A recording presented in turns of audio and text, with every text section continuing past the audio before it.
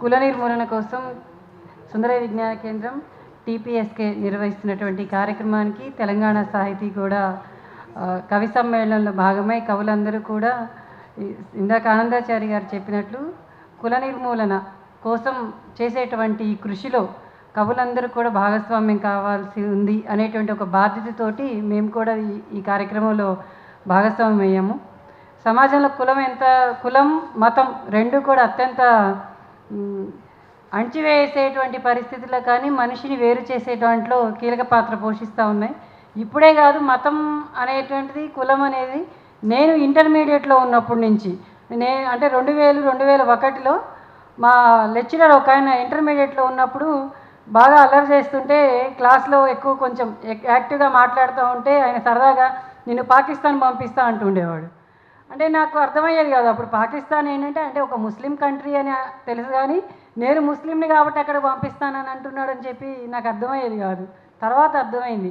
అంటే ఇప్పుడే కాదు, ఎప్పటి నుంచో కూడా కులం మతం అనేటువంటి ఎంత ప్రమాదకరంగా మనిషిని వేరు చేసేటువంటిది, ఒక మనిషిని వేరు చేయడంలో వేరు చేయడానికి ఎంత విధిగా ఉపయోగించుకున్నారు అనేటువంటిది.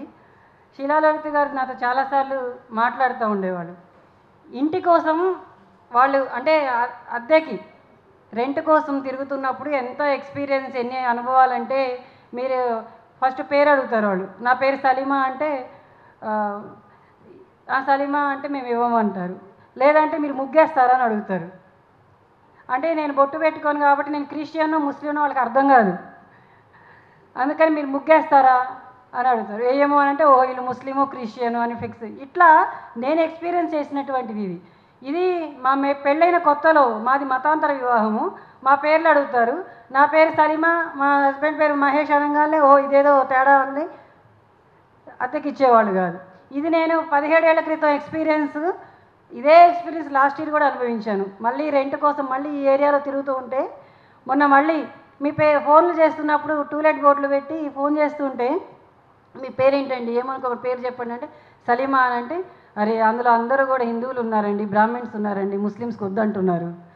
అంటే ఇన్ని సంవత్సరాలు అనుభవిస్తున్న, ఇన్నేళ్ళు గడుస్తున్నా కానీ కులము మతం పేరుతోటి మనుషుల్ని వేరు చేసేటువంటి ఈ ప్రక్రియ పాలకులకి అవసరము.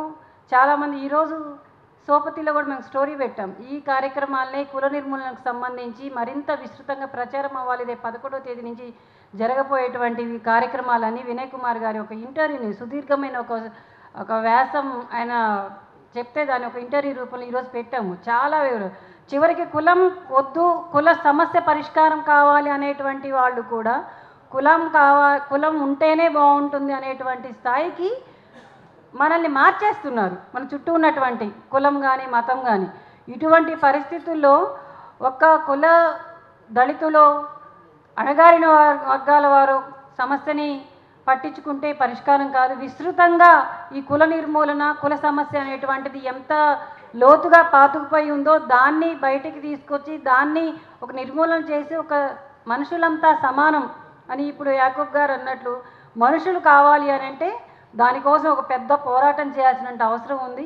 అందులో అందరం కూడా కలిసి బయట ఉన్నటువంటి వాళ్ళందరూ కూడా విస్తృతంగా ఇందులో భాగస్వామ్యం చేసి మనం ఈ కార్యక్రమాన్ని కంటిన్యూగా ఒక విస్తృత స్థాయిలో పెద్ద ఎత్తున తీసుకొని వెళ్తే తప్ప వాళ్ళు చాలా తెలివిగా ఉపయోగించుకునే వాళ్ళు వాడుకుంటూ ఉన్నారు.